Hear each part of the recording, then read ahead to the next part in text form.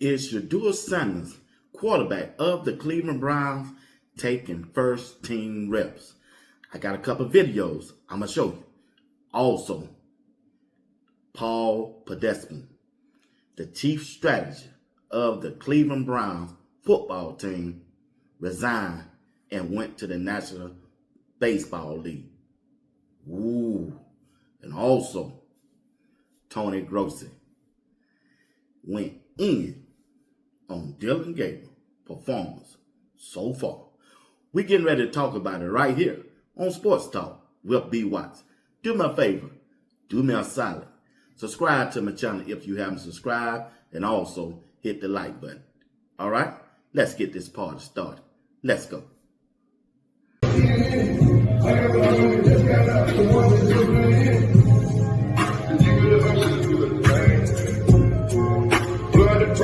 Shedeur Sanders, the quarterback of the Cleveland Browns, was at practice yesterday, and I'm sure around this time he's probably getting ready to go on the field again for practice.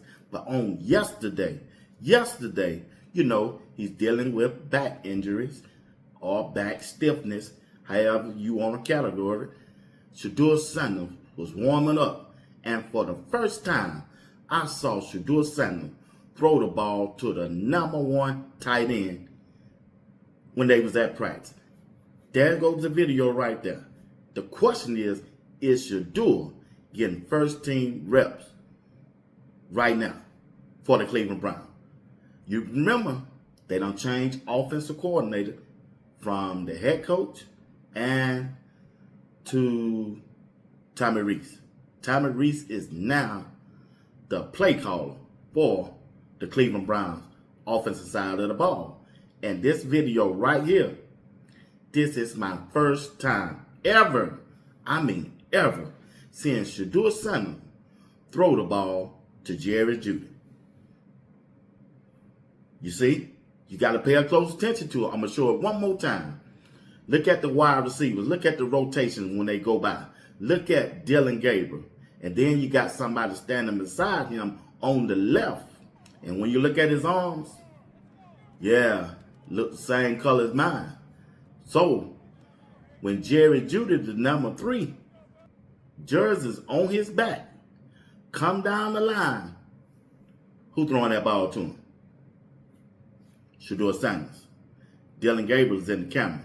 They did not want to show Shedeur Sanders throwing the ball to Jerry Jeudy. My dog just might be able to play this Sunday against the Jets. Shedeur Sanders just may get a chance to play this Sunday if Dylan Gabriel doesn't look good.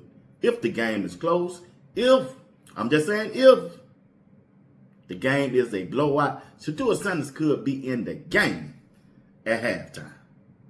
Keep an eye on that situation. Shedeur Sanders, is he getting first team reps? I'm just saying, family. I'm just saying. That's something to look at. That is something to look at to me. All right.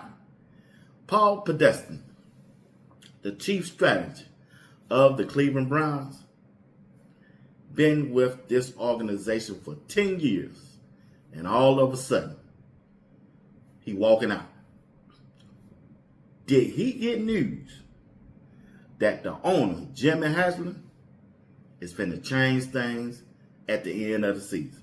Because the season hasn't went this good. It didn't go good last year. The year before that, it just has been a disaster so far for the Cleveland Brown football organization. Since Paul Podesta, however you pronounce his name, Paul, the chief strategist of the Cleveland Browns, and all of a sudden, Kevin Stefanski is giving up play calling duties. I'm just saying, we're going to keep an eye on this situation.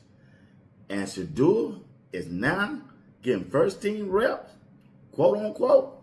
I never seen these many changes in 1 week when it came to the Cleveland Browns. I just haven't. And also, ESPN Cleveland, Tony Grossi, letting us know Dylan Gabriel ain't the one.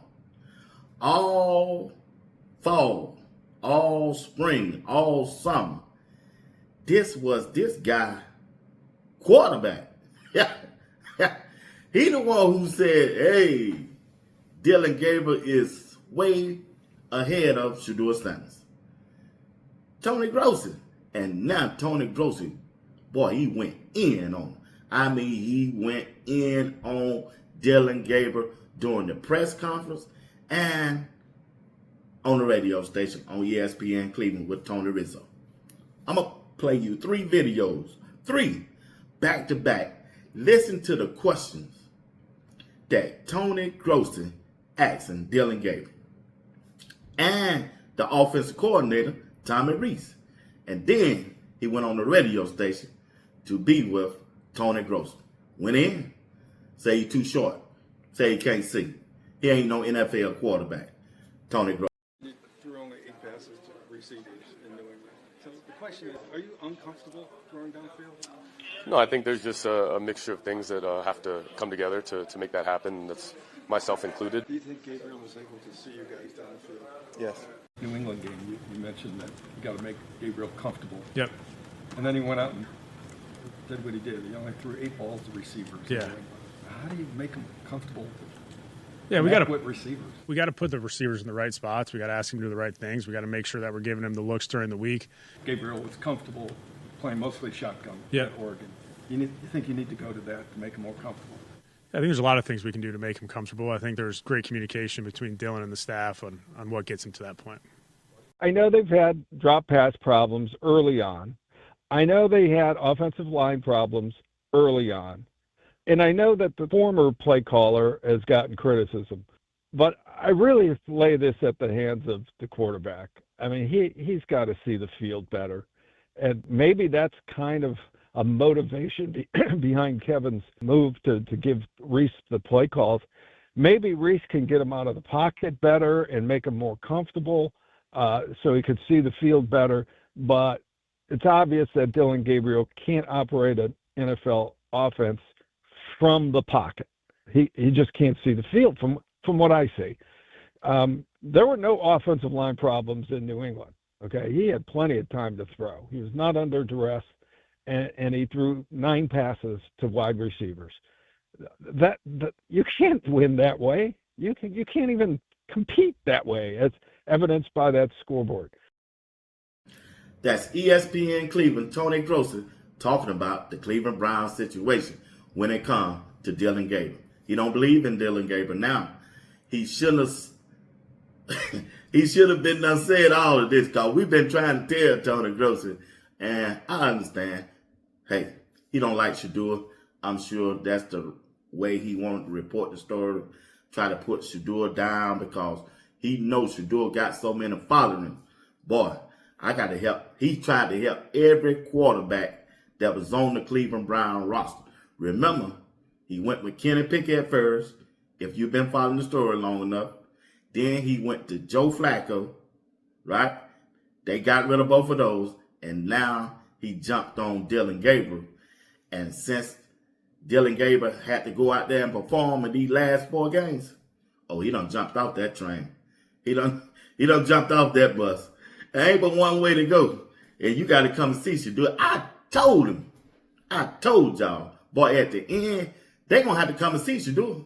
They going to come and have to see Shedeur. Shedeur should have been the first NFL player picked in this past NFL draft. Over Cam Ward also. I tell you what.